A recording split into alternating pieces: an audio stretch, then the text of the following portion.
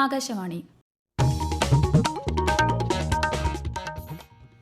നമസ്കാരം. പ്രാദേശിക വാർത്തകൾ വായിക്കുന്നത് ശ്യാമ.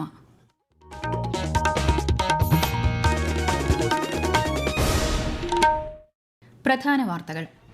സംസ്ഥാനത്തെ മഴക്കെടുതികളിൽ അടിയന്തര സമാശ്വാസ നടപടികൾക്ക് അംഗീകാരം നൽകി മന്ത്രിസഭായോഗം. വെള്ളപ്പൊക്ക ഭീഷണി കുറയ്ക്കാൻ ഡാമുകളിലെയും നദികളിലെയും മണലും ചെളിയും അടിയന്തരമായി നീക്കം ചെയ്യുമെന്ന് മുഖ്യമന്ത്രി വി.ഡി. സതീശൻ. സംസ്ഥാനത്ത് അതിശക്തമായ മഴയ്ക്ക് സാധ്യതയെന്ന് കേന്ദ്ര കാലാവസ്ഥാ വകുപ്പ്. 5 ജില്ലകളിൽ ഇന്ന് ഓറഞ്ച് ജാഗ്രത. കേരളം, കർണാടക, ലക്ഷദ്വീപ് തീരങ്ങളിൽ മത്സ്യബന്ധനത്തിന് വിലക്ക്.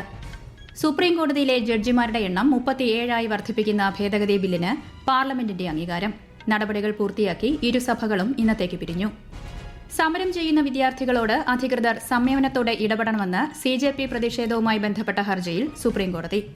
സ്കൂൾ വിദ്യാർത്ഥികൾക്കായുള്ള അക്വാഫീറ്റ് നീന്തൽ പരിശീലന പദ്ധതിക്ക് സംസ്ഥാനത്ത് തുടക്കം. മന്ത്രി N. ഷംസുദ്ദീൻ ഉദ്ഘാടനം നിർവഹിച്ചു. വാർത്തകൾ വിശദമായി.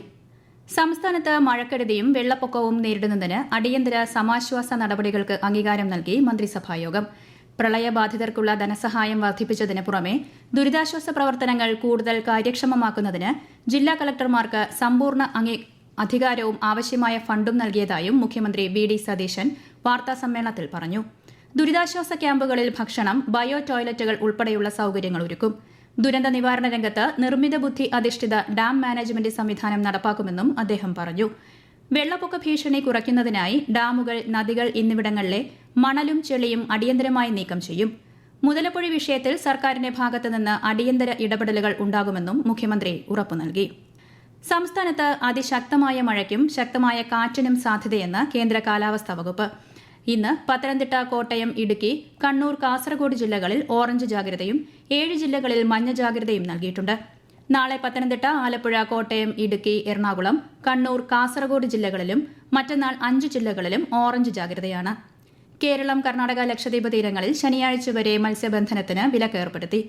കള്ളക്കടൽ പ്രതിഭാസത്തിന്റെ ഭാഗമായി തിരുവനന്തപുരം, കൊല്ലം, ആലപ്പുഴ ജില്ലകളിലെ തീരങ്ങളിൽ നാളെ രാത്രി വരെ കടലാക്രമണത്തിന് സാധ്യതയുണ്ട്. മത്സ്യത്തൊഴിലാളികളും തീരദേശവാസികളും ജാഗ്രത പാലിക്കണം. കോട്ടയം ജില്ലയിൽ മഴയുടെ ശക്തി കുറഞ്ഞു. മീനച്ചിലാറ്റിൽ ജലനിരപ്പ് താഴ്ന്നു തുടങ്ങി.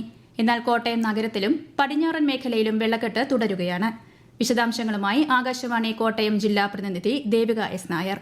തുടർച്ചയായ 4 ദിവസത്തിന് ശേഷം കോട്ടയം ജില്ലയിൽ ഇന്ന് മഴയ്ക്ക് നേരിയ ശമനം. പാലാ, ഈരാറ്റുപേട്ട മേഖലകളിൽ വെള്ളം ഇറങ്ങി തുടങ്ങിയെങ്കിലും ജില്ലയുടെ പടിഞ്ഞാറൻ മേഖലയിൽ വെള്ളക്കെട്ട് തുടരുന്നു. കിഴക്കൻ മേഖലയിൽ പാലാ ഭാഗങ്ങളിൽ ജലനിരപ്പ് 9 അടിയായി താഴ്ന്നിട്ടുണ്ട്. എന്നാൽ കോട്ടയം നഗരത്തോട് ചേർന്ന് കിടക്കുന്ന സ്ഥലങ്ങളിലാണ് മീനച്ചിലാറ്റിൽ ജലനിരപ്പ് ഉയർന്നു നിൽക്കുന്നത്. ജില്ലയുടെ താഴ്ന്ന പ്രദേശങ്ങളായ ആർപ്പുക്കര, നട്ടാശ്ശേരി, തിരുവാർപ്പ്, ചെങ്ങളം എന്നിവിടങ്ങളിൽ വീടുകളിൽ വെള്ളക്കെട്ട് തുടരുന്നു. വെള്ളക്കെട്ടിനെ തുടർന്ന് ജില്ലയിൽ പലയിടങ്ങളിലും ഗതാഗതം പൂർണ്ണമായും ഭാഗികമായും തടസ്സപ്പെട്ടു. ആലപ്പുഴ ജില്ലയിൽ മഴയ്ക്ക് നേരിയ ശമനമുണ്ടെങ്കിലും മഴക്കെടുതികൾ രൂക്ഷമായി തുടരുന്നു. കുട്ടനാട്ടിലും അപ്പർ കുട്ടനാട്ടിലും ജലനിരപ്പ് താഴ്ന്നിട്ടില്ല. ആലപ്പുഴയിൽ നിന്നും ആകാശവാണി ജില്ലാ പ്രതിനിധി R. രവികുമാർ തയ്യാറാക്കിയ റിപ്പോർട്ട്. തോട്ടപ്പള്ളി സ്പിൽവേ വഴിയും തണ്ണീർമുക്കം ബണ്ട് വഴിയും കടലിലേക്കുള്ള നീരൊഴുക്ക് ശക്തമല്ലാത്തതാണ് ഇപ്പോഴത്തെ പ്രധാന പ്രശ്നം. പമ്പ, അച്ചൻകോവിൽ, മണിമല തുടങ്ങിയ നദികൾ കരകവിഞ്ഞൊഴുകുകയാണ്. ജില്ലയിൽ ഇതുവരെ 1.5 കോടി രൂപയുടെ നഷ്ടമാണ് കാലവർഷം വരുത്തിയത്. 3000 ഏക്കറിൽ കൃഷിനാശവും ഉണ്ടായി. വേമ്പനാട്ട് കായലും കരകവിഞ്ഞ് കായൽ തീരത്തുള്ള വീടുകളിലേക്ക് വെള്ളം ഇരച്ചു കയറുന്നുണ്ട്. പത്തനംതിട്ട ജില്ലയിലെ താഴ്ന്ന പ്രദേശങ്ങളിൽ നിന്നും വെള്ളം ഇറങ്ങി തുടങ്ങിയത് ജനങ്ങൾക്ക് ആശ്വാസം പകരുന്നുണ്ട്. ആറന്മുളയിലെ ഏറെക്കുറെ പ്രദേശങ്ങളിൽ വെള്ളക്കെട്ടൊഴിഞ്ഞു. മഴക്കെടുതികളുടെ പശ്ചാത്തലത്തിൽ സംസ്ഥാന ദുരന്ത നിവാരണ അതോറിറ്റി കേന്ദ്രം സന്ദർശിച്ച് സ്ഥിതിഗതികൾ നേരിട്ട് വിലയിരുത്തി റവന്യൂ മന്ത്രി A.P. അനിൽകുമാർ. കനത്ത മഴ സാധ്യതയുള്ള ജില്ലകളിൽ 24 മണിക്കൂറും കൺട്രോൾ റൂമുകൾ പൂർണ്ണ സജ്ജമായി പ്രവർത്തിക്കണമെന്നും ജില്ലാ കളക്ടർമാർ സ്ഥിതിഗതികൾ നേരിട്ട് നിരീക്ഷിക്കണമെന്നും മന്ത്രി ഉദ്യോഗസ്ഥരോട് നിർദ്ദേശിച്ചു. സംസ്ഥാനത്ത് പ്രകൃതിക്ഷോഭം 23,537 കർഷകരെ നേരിട്ട് ബാധിച്ചതായി മന്ത്രി T. സിദ്ദിഖ്. പ്രാഥമിക വിലയിരുത്തൽ പ്രകാരം 67.44 കോടി രൂപയുടെ വിളനാശമാണ് ഉണ്ടായത്. കർഷകർക്ക് സമയബന്ധിതമായി സഹായം ഉറപ്പാക്കാനുള്ള നടപടികൾ സ്വീകരിച്ചു വരുന്നതായും മന്ത്രി അറിയിച്ചു. സംസ്ഥാനത്തെ ദുരിതാശ്വാസ ക്യാമ്പുകളിൽ യാതൊരുവിധ അടിസ്ഥാന സൌകര്യങ്ങളുമില്ലെന്നും ക്യാമ്പുകളുടെ അവസ്ഥ പരിതാപകരമാണെന്നും CPM ജനറൽ സംസ്ഥാന secretary M. V. Govindan Idukki കൊളപ്രയിലെ ഉരുൾപൊട്ടൽ ദുരന്ത മേഖല സന്ദർശിച്ച ശേഷം മാധ്യമങ്ങളോട് സംസാരിക്കുകയായിരുന്നു അദ്ദേഹം. തൃശൂർ പൊരിങ്ങൽകുത്ത് ഡാമിലെ ജലനിരപ്പ് ഉയർന്നതിനെ തുടർന്ന് ഡാമിന്റെ ക്രസ്റ്റ് ഗേറ്റുകൾ തുറന്നിരിക്കുന്നതിനാൽ അധിക ജലം ചാലക്കുടി പുഴയിലേക്ക് ഒഴുകിയെത്തുമെന്ന് ജില്ലാ ഭരണകൂടം അറിയിച്ചു. പുഴയുടെ തീരപ്രദേശങ്ങളിൽ വസിക്കുന്നവർ ജാഗ്രത പാലിക്കണം. ഈ വാർത്തകൾ ആകാശവാണിയിൽ നിന്ന്. ആകാശവാണി വാർത്തകളും വാർത്താധിഷ്ഠിത പരിപാടികളും All India Radio news Thiruvananthapuram YouTube ചാനലിലും All India Radio news Thiruvananthapuram Facebook പേജിലും AR News_ തിരുവനന്തപുരം ഇൻസ്റ്റഗ്രാം അക്കൌണ്ടിലും AR News_TVM X ഹാൻഡിലും ലഭ്യമാണ്. നീറ്റ് വിദ്യാർത്ഥി സമരത്തിനെതിരായ പോലീസ് നടപടികളിൽ പ്രതിഷേധിച്ച് പാർലമെന്റിൽ ഇന്നും പ്രതിപക്ഷ ബഹളം. ഇരുസഭകളും ഇന്നത്തേക്ക് പിരിഞ്ഞു. വിഷയത്തിൽ കേന്ദ്ര ആഭ്യന്തരമന്ത്രി അമിത്ഷാ പാർലമെന്റിൽ പ്രസ്താവന നടത്തണമെന്നാണ് പ്രതിപക്ഷത്തിന്റെ ആവശ്യം. പ്രതിഷേധങ്ങൾക്കിടെ bankers books evidence bill 2026 Lok Sabha പാസാക്കി. സുപ്രീംകോടതിയിലെ ജഡ്ജിമാരുടെ എണ്ണം നിലവിലുള്ള 33-ൽ നിന്ന് 37 ഉയർത്തുന്നതിനുള്ള ഭേദഗതി ബിൽ പാർലമെന്റ് പാസാക്കി. ലോക്സഭ നേരത്തെ തന്നെ പാസാക്കിയ ബിൽ രാജ്യസഭ പരിഗണിച്ച ശേഷം മടക്കുകയായിരുന്നു. സമരം ചെയ്യുന്ന വിദ്യാർത്ഥികളോട് അധികൃതർ സംയമനത്തോടെ ഇടപെടണമെന്ന് സുപ്രീംകോടതി. പ്രതിഷേധം തടയാൻ അക്രമ നടപടികൾ സ്വീകരിക്കുന്നത് സാഹചര്യം കൂടുതൽ വഷളാക്കുമെന്നും CJPക്കെതിരെ നടപടി ആവശ്യപ്പെട്ടുള്ള ഹർജി പരിഗണിക്കവേ കോടതി നിരീക്ഷിച്ചു. പ്രതിഷേധക്കാരുടെ ആവശ്യം മനസ്സിലാക്കുന്നതാണ് സമരത്തെ നേരിടാനുള്ള ഏറ്റവും ഫലപ്രദമായ മാർഗമെന്നും ചീഫ് ജസ്റ്റിസ് പറഞ്ഞു.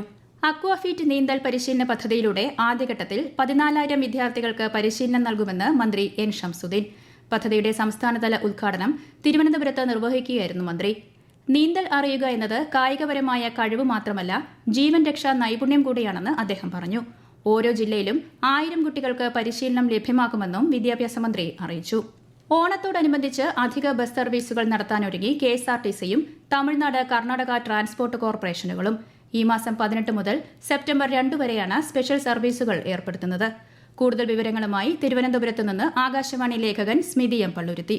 ഓണത്തിന് നാട്ടിലേക്ക് എത്തുന്നവർക്ക് സഹായകരമായ രീതിയിൽ ബംഗലൂരു, മൈസൂരു, ചെന്നൈ എന്നിവിടങ്ങളിലേക്കും തിരിച്ചുമാണ് KSRTC ഏറ്റവും കൂടുതൽ സ്പെഷ്യൽ സർവീസുകൾ നടത്തുന്നത്. പാലക്കാട്, കോയമ്പത്തൂർ, തിരുവനന്തപുരം, നാഗർകോവിൽ റൂട്ടുകളിലും പ്രത്യേക സർവീസുകൾ ഉണ്ടായിരിക്കും. തമിഴ്നാടിന്റെ കോയമ്പത്തൂർ, പാലക്കാട് അധിക സർവീസുകൾ ഈ മാസം 21 മുതൽ ആരംഭിക്കുമെന്ന് TNSTC വൃത്തങ്ങൾ ആകാശവാണിയോട് പറഞ്ഞു. ബംഗലൂരുവിൽ നിന്ന് ഓണത്തിന് പ്രത്യേക ബസ് സർവീസുകൾ നടത്തുമെന്ന് കർണാടക RTCയും അറിയിച്ചു. ജില്ലാതല ബാലസംരക്ഷണ സംവിധാനങ്ങളിൽ നിന്നുള്ള വിവരങ്ങൾ ഏകോപിപ്പിക്കുന്നതിനായി സംസ്ഥാന ബാലാവകാശ സംരക്ഷണ കമ്മീഷൻ തയ്യാറാക്കിയ ഏകീകൃത ഡിജിറ്റൽ ഡാഷ്ബോർഡ് മന്ത്രി ബിന്ദു കൃഷ്ണ ഉദ്ഘാടനം ചെയ്തു. കമ്മീഷന്റെ നേതൃത്വത്തിൽ ജില്ലകളിൽ നിന്ന് പ്രതിമാസാടിസ്ഥാനത്തിൽ ശേഖരിക്കുന്ന വിവരങ്ങൾ സംയോജിപ്പിച്ചാണ് ഡാഷ്ബോർഡ് തയ്യാറാക്കുന്നത്. മിൽമയുടെ സ്വാതന്ത്ര്യദിന സമ്മാനം എന്ന പേരിൽ വാട്സാപ്പിൽ പ്രചരിക്കുന്ന സന്ദേശം വ്യാജമാണെന്ന് മിൽമ അധികൃതർ അറിയിച്ചു. ഇത്തരം തട്ടിപ്പുകൾക്കെതിരെ പൊതുജനങ്ങൾ ജാഗ്രത പാലിക്കണമെന്നും ഇത് സംബന്ധിച്ച് പരാതി പോലീസിന് കൈമാറിയതായും മിൽമ അറിയിച്ചു. പ്രശസ്ത സംഗീത സംവിധായകൻ MB ശ്രീനിവാസന്റെ സ്മരണാർത്ഥം ഏർപ്പെടുത്തിയിരിക്കുന്ന ഈ വർഷത്തെ MBS പുരസ്കാരം കവിയും ഗാനരചയിതാവും മുൻ ചീഫ് സെക്രട്ടറിയുമായ K. ജയകുമാറിന്. ശനിയാഴ്ച തിരുവനന്തപുരത്ത് നടക്കുന്ന ചടങ്ങിൽ മന്ത്രി PC വിഷ്ണുനാഥ് പുരസ്കാരം സമ്മാനിക്കും.